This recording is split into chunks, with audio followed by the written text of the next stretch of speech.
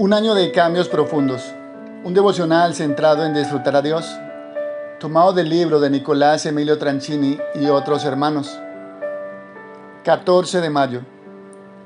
Pero vendrán días cuando el novio les será quitado, entonces ayunarán en aquellos días. Lucas capítulo 5, versículo 35.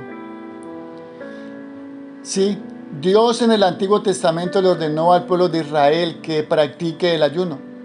Puedes ver numerosos pasajes como Levítico, como Joel, etc. Sobre esto no quedan dudas.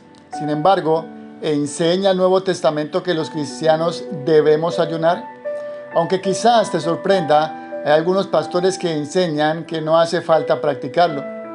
Quisiera darte dos razones claves para eliminar la controversia. En primer lugar, debemos ayunar porque Jesús indica que lo haremos. ¿Qué dice nuestro texto? Lo parafraseo. Los cristianos ayunarán después de que yo haya ascendido al cielo. ¿Cuándo es ese tiempo? Hoy. ¿Qué enseña Jesús en Mateo capítulo 6 del versículo 16 al 18? Lo resumo en una frase. Jesús enseña cómo debemos ayunar. ¿Qué implica esto? Claramente asume que lo haremos. Y cuando ayunéis, no pongáis cara triste como los hipócritas. Pero tú cuando ayunes, unge tu cabeza y lava tu rostro. Ahora conecta estos versículos en Mateo capítulo 6, del versículo 16 al 18, con el final del libro que escribió el mismo autor. ¿Qué dice la gran comisión? Id pues y haced discípulos de todas las naciones, enseñándoles a guardar todo lo que os he mandado.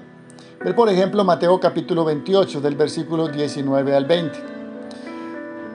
¿Llegas a ver la conexión? Si los discípulos deben enseñar todo lo que Jesús enseñó, ¿no deberían enseñar también cómo practicar el ayuno?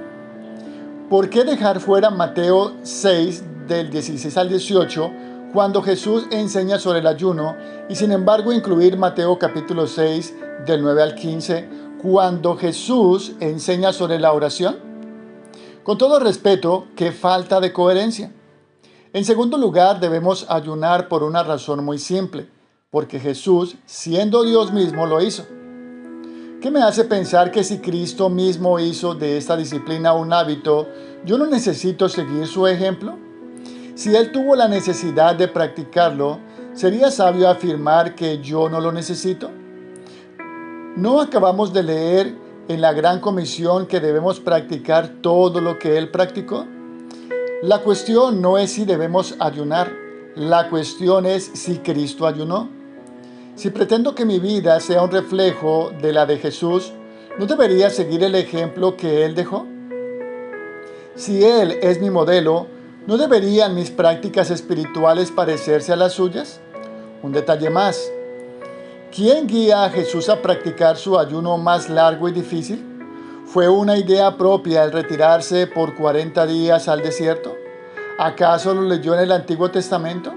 No. Fue guiado de forma directa por el mismísimo Espíritu Santo. Ver por ejemplo Lucas capítulo 4, versículo 1 y 2. ¿Hace falta más evidencia? ¿Qué hacía la iglesia primitiva? Ayunaba. Ver por ejemplo Hechos capítulo 13, versículo 2 y capítulo 14, versículo 23. ¿Qué hacía Pablo? Exactamente lo mismo. Ver por ejemplo segunda carta a los Corintios capítulo 6, versículo 5. ¿Y qué fue lo que él dijo? Sed imitadores de mí, como también yo lo soy de Cristo. Ver por ejemplo primera carta a los Corintios capítulo 11 versículo 1. Ahora bien, ¿qué es el ayuno? En el sentido más bíblico y clásico del término, es la decisión voluntaria de abstenernos de ingerir alimentos con el objetivo de buscar a Dios más intensamente. Como dijimos ayer, el objetivo no es ayunar por ayunar. Todo ayuno necesita una causa, una razón, un propósito. Sin una meta espiritual concreta y específica que lo acompañe, el ayuno no es más que una dieta extrema e innecesaria. ¿Cuáles pueden ser algunos de estos propósitos? El primero y más importante de ellos es la búsqueda de un mayor nivel de deleite en la persona de Dios. Cuando ayuno estoy diciendo, Señor, tengo hambre por las cosas incorrectas, corrige mi apetito, Dame más y más hambre de ti. Otros propósitos pueden ser interceder por una situación que nos carga, buscar la guía de Dios antes de tomar una decisión importante, pedir ayuda extra para superar una lucha con algún ídolo o pecado, pasar un tiempo especial de alabanza, etc. ¿Sabes algo? Con el ayuno sucede algo similar a lo que sucede con el dentista. ¿Acaso soy el único que odia ir al odontólogo? Lo dudo. ¿Qué es lo que suelo hacer? Me molesta un diente. Comienzo a sentir que algo anda mal. Lo ignoro. Evito pensar en ello. Intento distraerme. Me digo a mí mismo que va a pasar, que mañana las cosas serán distintas. Sin embargo, pasan los días y todo empeora. ¿Qué es el dentista? Mi último recurso. En nuestra vida espiritual sucede algo parecido.